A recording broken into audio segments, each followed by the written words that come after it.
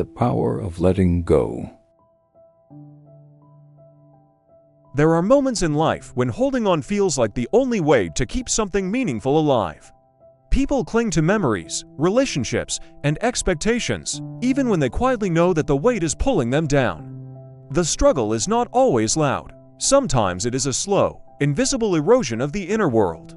This story begins with someone standing at a crossroads of emotional exhaustion, not because something dramatic happened, but because too many small things had accumulated over time. Words that were never spoken, feelings that were never matched, and hopes that were never met.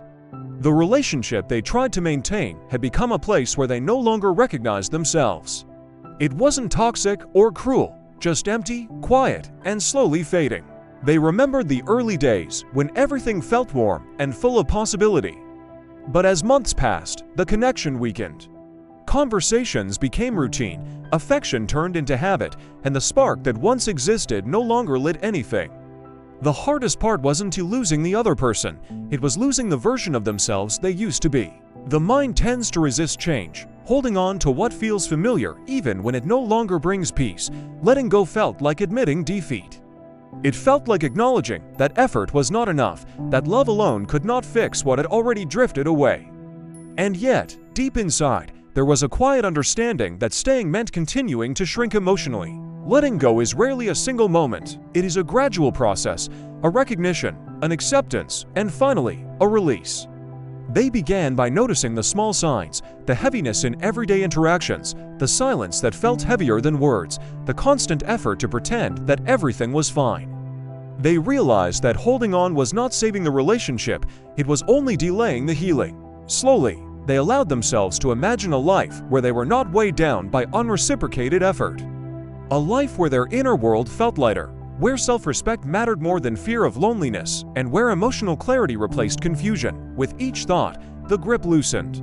And then one day, without drama or conflict, they chose to let go, not out of anger, not out of bitterness, but out of deep respect for their own peace.